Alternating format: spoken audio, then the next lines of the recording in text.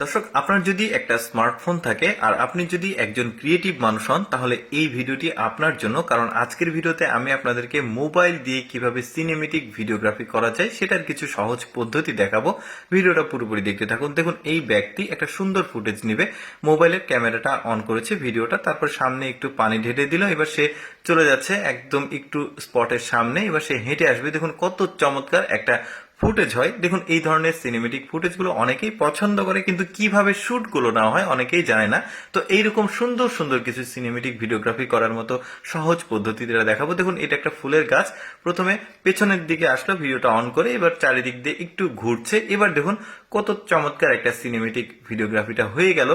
এই ধরনের সিনেমেটিক ভিডিওগ্রাফির যে ফুটেজগুলো, এগুলো কিন্তু রিলস হিসেবে সোশ্যাল মিডিয়াতে বেশ চমৎকার জনপ্রিয়, ভাইরাল হয়। এই যে দেখুন, এখানে একটা ফুটেজ নিচ্ছে, লোকটা বসে আছে, ভিডিওটা ক্যামেরাটা অন করে একদম ধীরে ধীরে শুয়ে পড়েছে।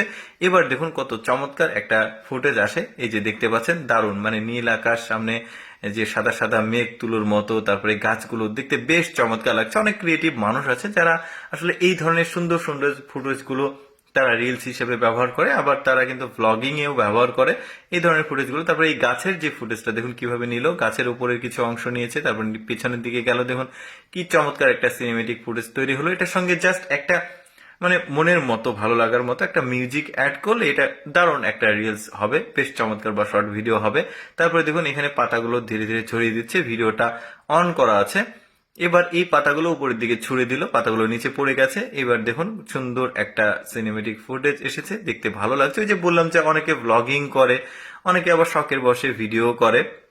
তো তাদের জন্য কিন্তু এই ধরনের সিনেমেটিক ভিডিও গুলো খুব কাজে লাগবে। এই যে দেখুন এই ফুটেজটা কিভাবে কাভার করলো। একটু লক্ষ্য রাখবেন যে ক্যামেরাগুলো কোন অ্যাঙ্গেলে কিভাবে শুট নিচ্ছে।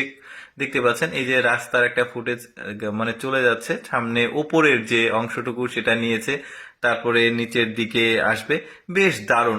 এই যে দেখুন কি সুন্দর একটা ফুটেজ আসলো। ওই যে বললাম, একটু সিনেমেটিক ভিডিওগ্রাফির সঙ্গে একটা সুন্দর মিউজিক অ্যাড করলে দারুণ লাগবে। তবে এখানে একটা ব্যাপার আছে, আমি খুলে বলছি ব্যাপারটা। আপনি যেই মোবাইল দিয়ে এই ধরনের সিনেমেটিক ভিডিওগ্রাফি করবেন, সেই মোবাইলটা যখন কিনবেন, দেখবেন সেখানে 30 FPS সাপোর্টেড আছে কিনা, ক্যামেরা অপশনে গিয়ে দেখবেন, এটাকে ফ্রেম রেট বলা হয়। FPS যত ভালো হবে, ক্যামেরার ওই যে সিনেমেটিক ফুটেজগুলো তত স্মুথ আসবে, খুবই ভালো লাগবে, ফ্রেম ড্রপ হবে না আর কি। তো যাই হোক, এই যে মিড রেঞ্জের ফোনগুলোতে কিন্তু 30 FPS থাকে, একটু ভালো মিড রেঞ্জের ফোনগুলোতে 60 FPS থাকে। তবে 120 FPS হলে আরো ভালো হয়। এটা ক্যামেরা অপশনে গেলে এই সেটিংসটা আপনারা পেয়ে যাবেন।